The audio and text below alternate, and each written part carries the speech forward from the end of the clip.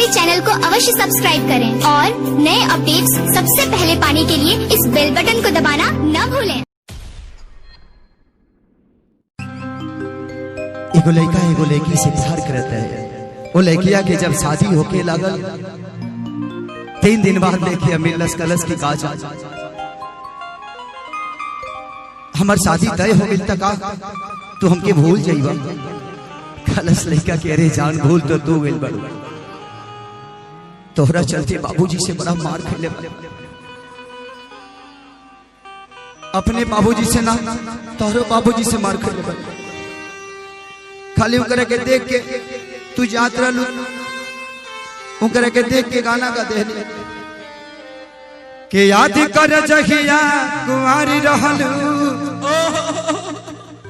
अब पियावा से पहिले हमारी रहलू।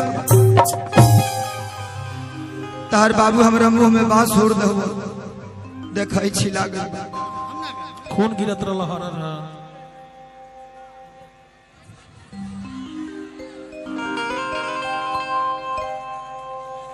ए जा तो के पता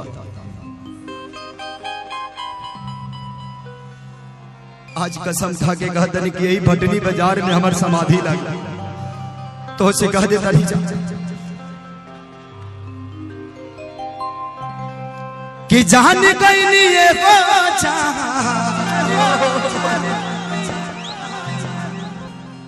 अरे जाने गईनी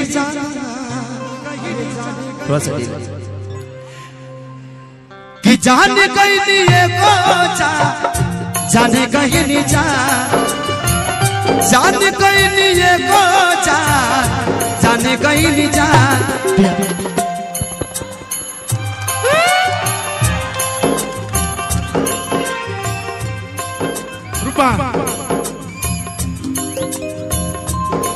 प्यार नहीं खेल खल ये जा प्यार नहीं खेल खल हाथ के लकीर में नहीं खुद तकदीर में प्यार नहीं खेल खल हाथ के लकीर में नहीं खुद तकदीर में जा प्यार नहीं खेल खल हाथ के लकीर में नहीं खुद तकदीर में जा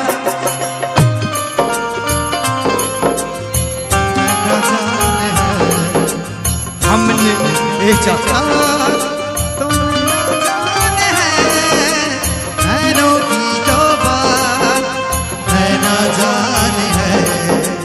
सपनों की रात तो रहना जाने है, दिल की बात धड़कन जाने है, उसमें जो गुजरा वो कल जाने है।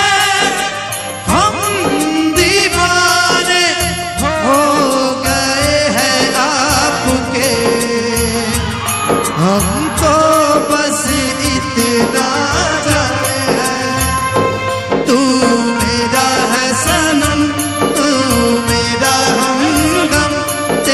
संग जीना अब सातों जन्म। नैनों की जो बात नैना जाने है, सपनों की रात तो नैना जाने है।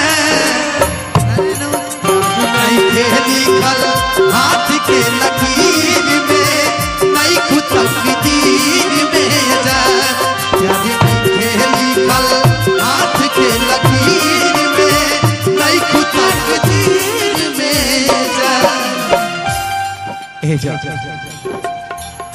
दिल टूटना के कौनो हो आवाज हो, फिर कैसे सुनी जमाना